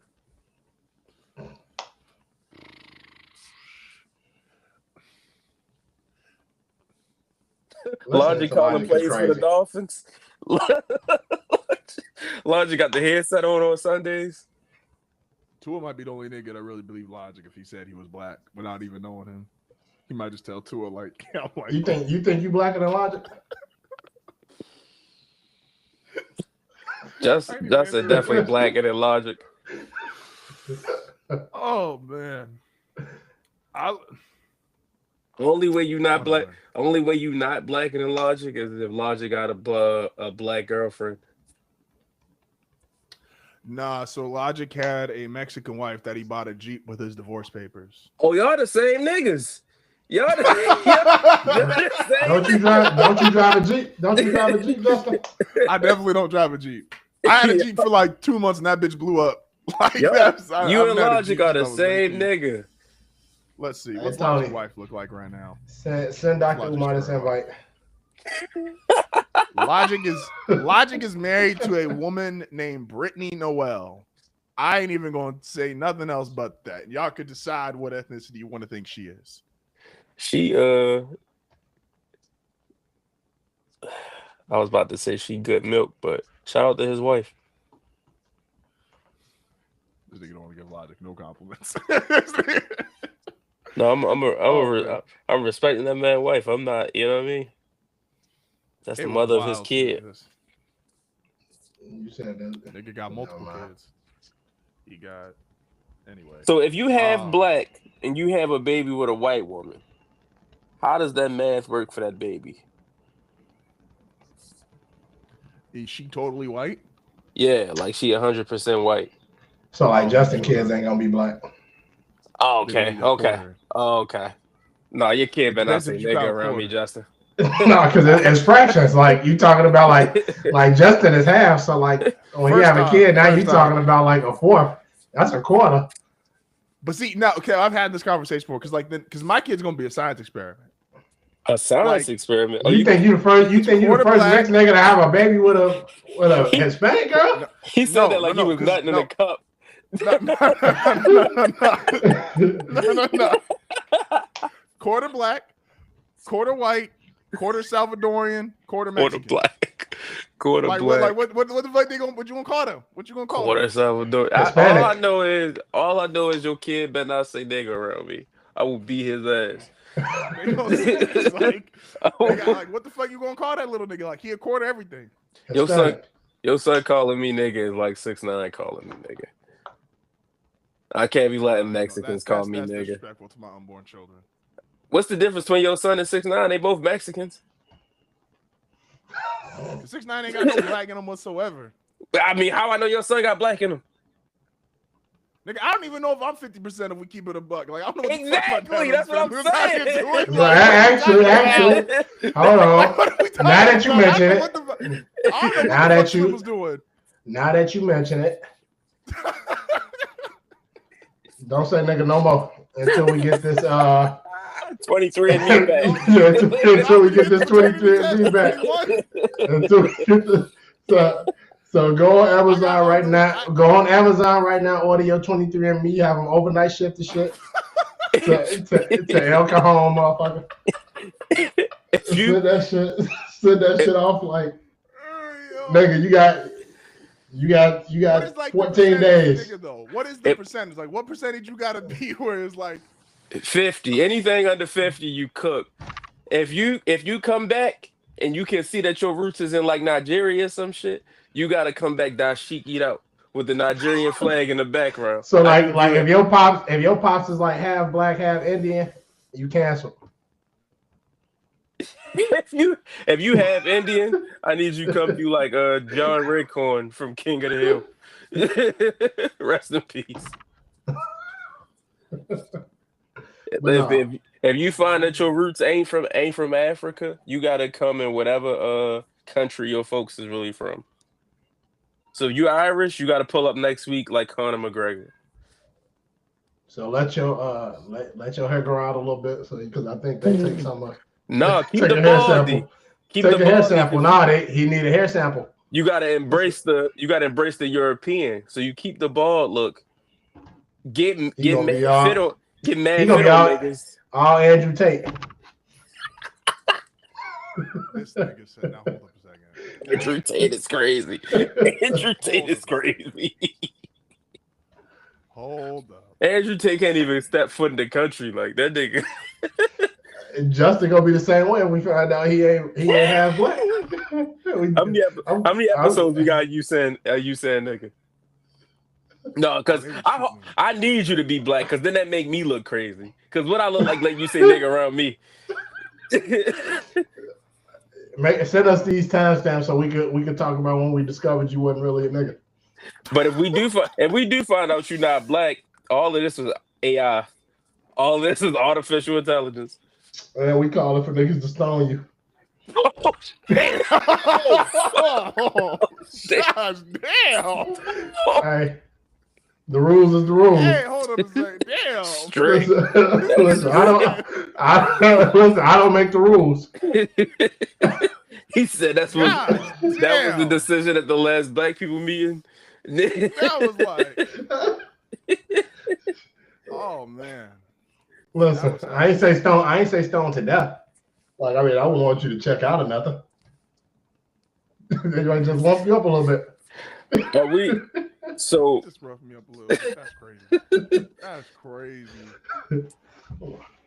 What's the first mixtape y'all remember like really capturing y'all attention? Like that shit was like a big deal to y'all. Because for me, it was No Sailors. Because I hadn't heard rapping like that before. See, it's weird because like it low key was probably it might have been the same for me. Like, what was your first access to mixtapes? Because it's not like I didn't have a computer to go on, and I don't know what age y'all got computers. No, my first shit was like physical tapes, like out of back of a trunk, like. No, like my shit was like I was the nigga selling the mixtapes. I still believe that. No, like no, I'm dead. Like I get some niggas. I get this nigga. I get some niggas on. What flag? That nigga got the Zimbabwe flag. He gonna come through next week. All Prince Hakeem. That nigga gonna come through with a kufi to hide that head.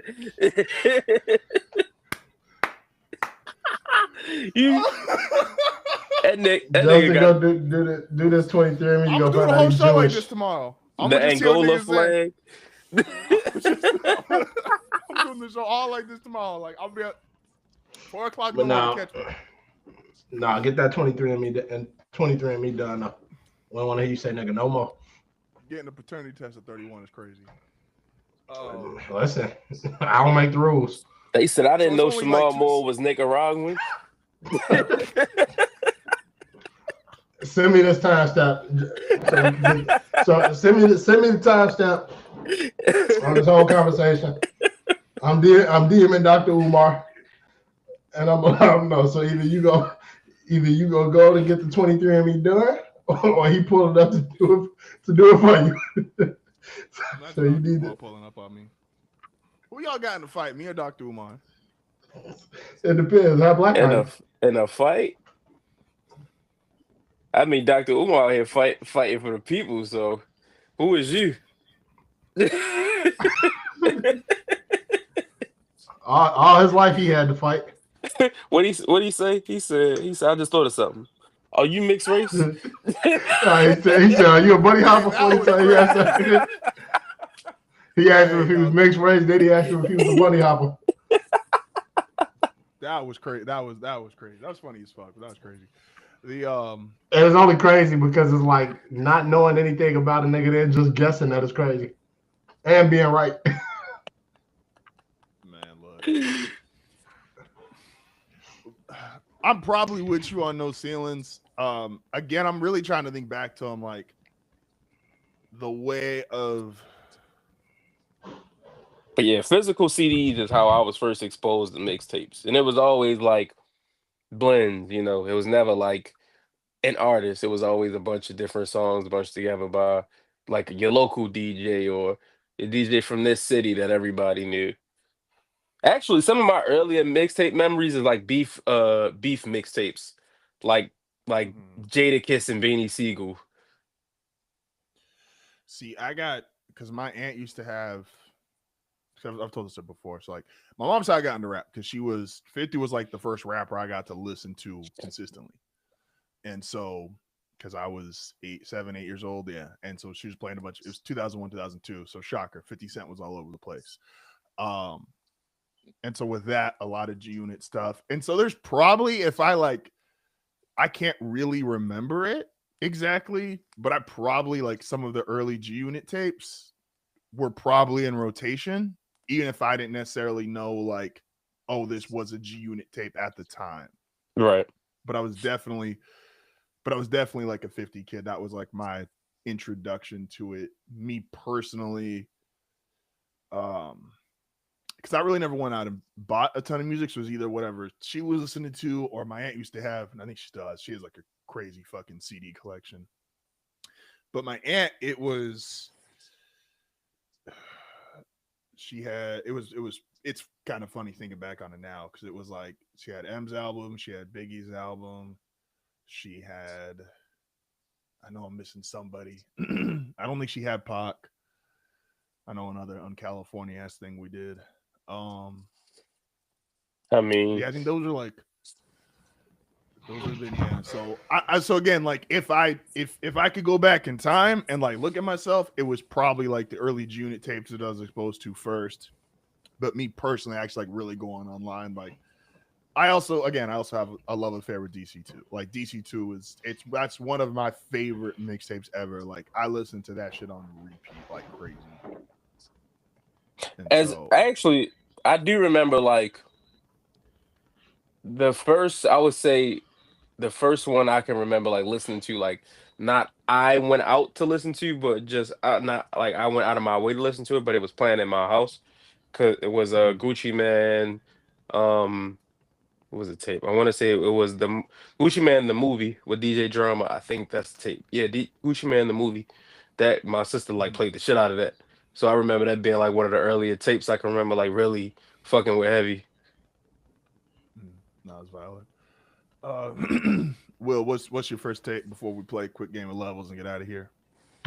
I mean, it's probably the same for me. Like, no ceilings wasn't like the first mixtape I heard by any means, but it was the first one that I feel like grasped me like for real, just musically. So like, I mean, I was like around for like the 50 Cent shit. Yeah, it was a lot. Like I said, I had heard mixtapes before, but that was probably one of the first ones where I was like, oh no, this shit is different. No, that shit is. It's would. I know I said we gotta play levels real quick. Would mixtapes still work? Like if mixtapes were like dropped brand new in 2025, would them shit still work today? What you mean work? What's your definition of work? Like if a nigga just went on and was trying to like kill like the hottest beat to prove like, oh, I'm the best rapper. Because a lot of music now, excuse me, not to sound my age or old as fuck, but like a lot of, you can tell now a lot of shit is meant to be like catchy for like TikTok or the internet. Would that, and that works, and that clearly does work, and niggas making money doing that, cool. Would it work if somebody said, I'm gonna just prove I'm like the best rapper out here, so give me the hottest beats that people listen to and I'm just gonna kill that shit? It'll work amongst a section of fans. Like I don't think you'd blow up and become like the biggest rapper that you can be up from that, but you could for sure like grow a career in the fan base from that because people still do give a shit about that type of thing. Mm-hmm. You hear that, Lupe? Drop the tape. I guess they dropped the tape. So the man of the hour, the man of the day, Wale. I understand we normally do this with athletes, so this is going to be off. I wanted to say discography more so than just necessarily like opinion or rapping ability, but kind of the more I was thinking about, I'm like, it's kind of a mixture of all three. Now for Will, I could probably put Hove on here and he might have Wale going all the way to level 6. But with that being said, levels for the week, Wale off the new album. Wale in comparison to the guys we got listed up here. And these are heavy hitters because Wale, in my opinion, is a heavy hitter. So starting what's the criteria real quick before you go? What are we basing it off of? I wanted to do discography, but in reality, like if you just think Wale is better, and if you think you could justify either through discography or rapping ability or the music he puts out, if you feel like you can make a real case, Wale should just be above this person. And I tried to keep it to his contemporaries. I did not go like a bunch of old school niggas from the 90s and shit. So, oops, not level 5, went backwards. All right, level 1, we got Big Sean. Would I take Wale over Big Sean? Yes, I would take Wale over Big Sean. Is this close in y'all opinion or no? For me, no. No. That's fair. That's fair. Sorry, Sean. Drop a better album. The last one wasn't good. Did you even Level listen to his 2. last album? Because you said I his did, last and it was album wasn't bad. good for like the last 6 I years. did, and it was bad. I went when his last when I said his last album wasn't when I said his last album wasn't good, I said go home be a family man. And what he do, he broke up with Janae. And now guess what? My house is in fucking hell because he broke up with somebody. See how this shit works? What they got to do with your house? What the fuck they got to do with your house? Because do you know who my wife stands? Anyway, Meek is level 2. Who you taking? I mean, I'm taking Wale. It's probably closer than Big Sean for sure. Yeah, I'm gonna take Wale. When did this come? Why did Big Sean have The Rock on his last album? You might be right, Justin.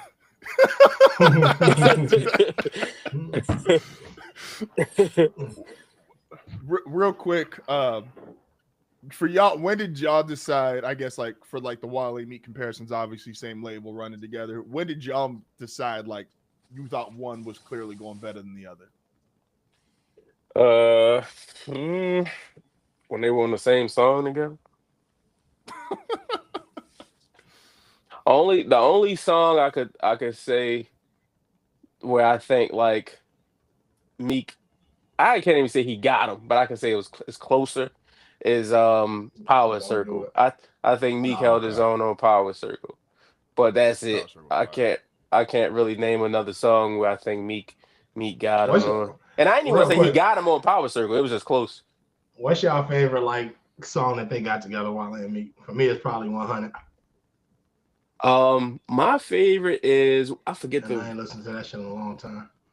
What's the name of the song they had on The Gifted?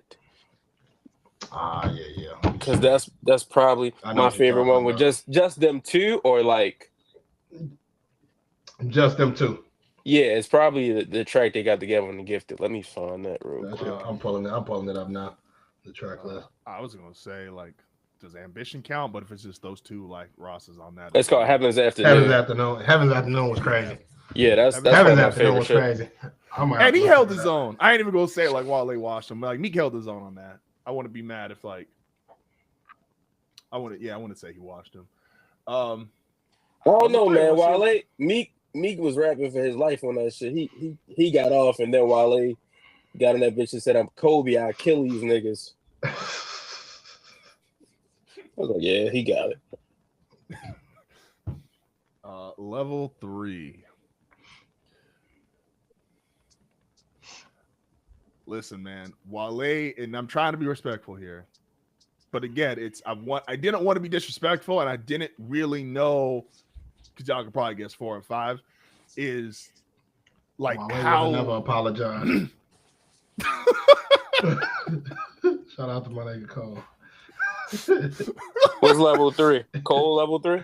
J. Cole. It's tough because I didn't know who to put at 3 and 4. I went back and forth with this. I got Cole.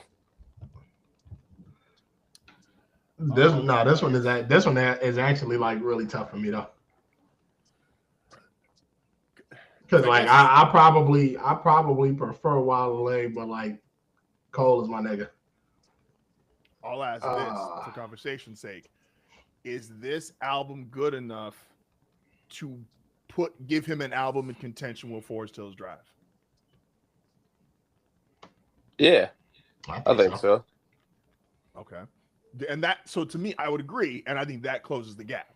It's like even if I would probably take Cole over Wale, this album to me now, if Cole comes out with obviously if the fall off is crazy, then it's a whole new conversation. But as things stand today, it better be. This makes that conversation. I think outside of Forest Hills Drive, like I mean, if you were to take everything as a lot of Forest Hills Drive out of the conversation, Wale may have like the better albums for sure. Won't disagree. I don't think. Yeah, that's definitely a conversation. Level 4. Not his best time, but you know, Drake is still there. Drake is still Drake. And I bring this up too because Tony has said for years, Wale and Drake make really similar music.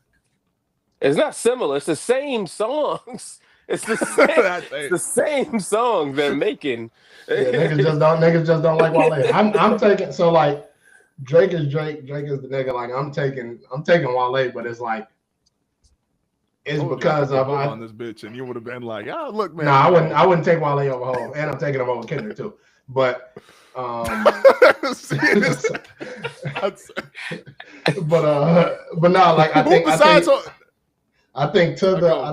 but no, I was gonna say I think to the conversation I think we had last week or a couple of weeks ago when we was talking about like Drake make like good music, but it's like it ain't no. It's like the shit that you saying is dope, but niggas don't feel that shit. No, that's fair. I said during the version shit, Drake doesn't have as many hits as he has. He doesn't have those records, which you would lose out against some of the other big time guys. Wale or Drake, Tony? Wale or Drake? It depends on the day, to be honest. I still listen to Drake shit. Like I think I've said consistently, like that little beef battle shit, like that didn't really change shit for me. The opinions of Will don't reflect among the show. Facts. I still listen to Drake. It's definitely though some songs it's hard to listen to. Like I'm not gonna say all his records are ruined, but some songs, especially when, because we talked about Lemon Pepper Freestyle. My bad to cut you off, Tony. No, you good. Lemon Pepper Freestyle, if you just don't use context, it's fire. And then you remember like that kind of time period, about a year and a half, where Drake was talking crazy, and it's like, yeah, one of you niggas should have smacked him upside the head before this. Like he was getting some crazy shit off, and that doesn't hold up nearly as well. But it's not to say like his whole catalog is trash or ruined because of it. You know, they just got. I mean, but like I think it's because like man, niggas ain't never look at Drake. Like I don't know. Shout out to the white boy, as Rick Ross would say. But go ahead, Tom. It's tough. I feel like I would say Wale because Wale has less eras where I don't like his music. Like Drake has more eras to him where I don't like his music. That's valid. It's valid. And then level 5, obviously, Will already kind of said it. And Will said he taking Wale over Kendrick. I'm not, and I love Wale. I probably wouldn't. Again, I went back and forth between Cole and Drake as far as level 3, level 4. I would probably take Cole over Wale, and I would take Kendrick over Wale, but it's. But y'all also know I'm like I'm not the biggest like Kendrick guy out of us three anyway. Like even though I fuck with GNX heavy, I fuck with Good Kid, Mad City heavy. But I think like just overall, it's like I ain't never been like the Kendrick guy. J. Cole is my favorite rapper, and I'm taking Kendrick over all of these things. I just gotta say it. No, it's at a point with Kendrick right now where it's like obviously people have like their favorites and their opinions. It's hard to make like justified arguments why somebody's better at the moment. And so like if you want to go to albums, ability, song making, like he has hit so many boxes throughout his career that it's like it's turned into for like if I was to make a list of my if I was to make a list of my 10 favorite like raps, like just raps of the last year and a half from that shit last year to right now and today, Kendrick probably got half of them in the 10, and the other 5 is Malice. Like that's valid as hell. Like his again where he's at right now, like unless you're 25 under. If you're 25 under, young boy got it, and that's cool. I'm not here to argue with y'all. That's y'all go have a blast. I've seen them concert videos. You might want to bump that age up. Hey man, whatever age you listen to and be a young boy, like I'm not gonna argue with y'all. If y'all want to say you the GOAT, cool. That's not my thing. But also too, again, to close it out here is like I wanted to give Wale the respect, even knowing that like that is like if Big Sean is your level 1 and like you already on an elite status because Big Sean has had a better career than like 90% of these niggas. And so, I knew Young Boy was crazy when he called Floyd a bitch ass nigga.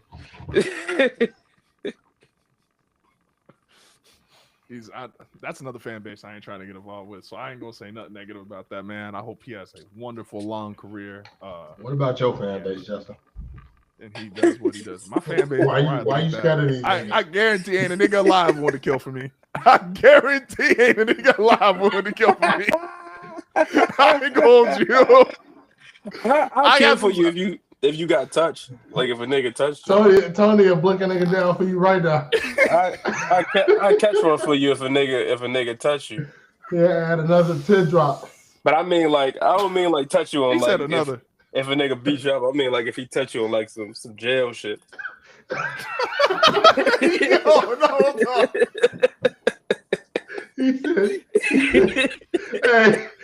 you gotta get fonder with.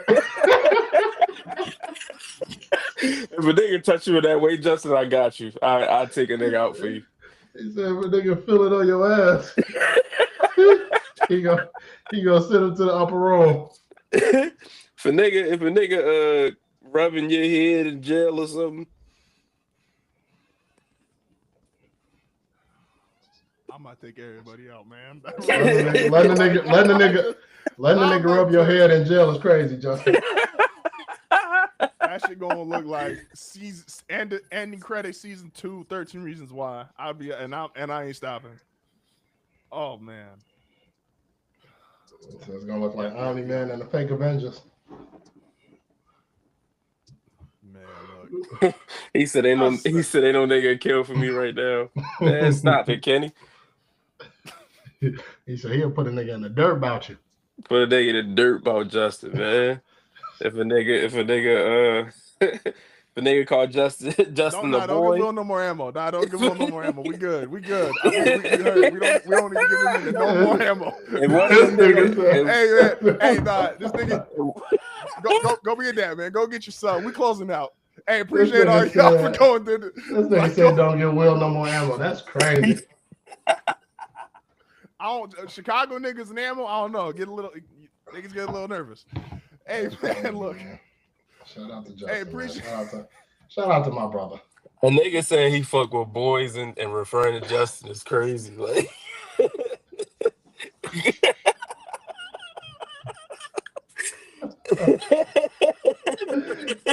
shout out to our sponsor, W. If you want some energy.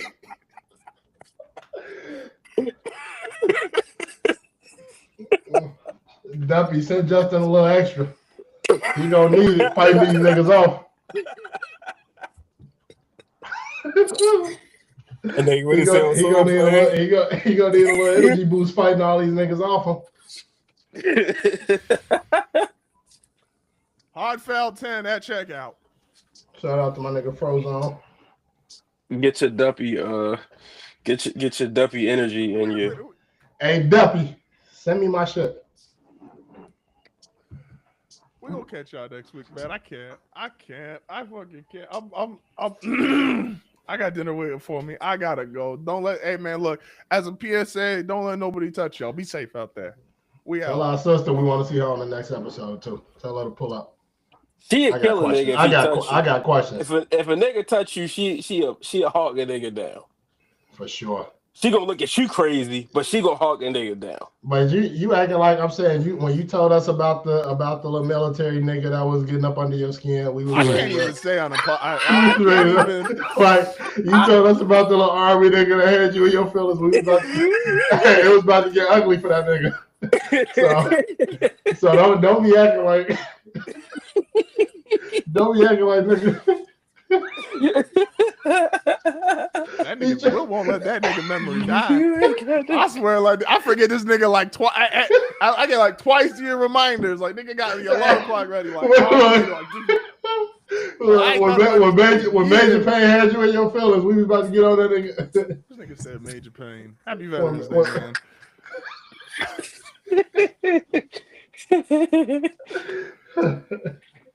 10% off, hard foul 10. W, get you some energy, man. You got to fight these niggas off. So y'all see what I got to deal with, Will? This is why you don't get this nigga no more ammo.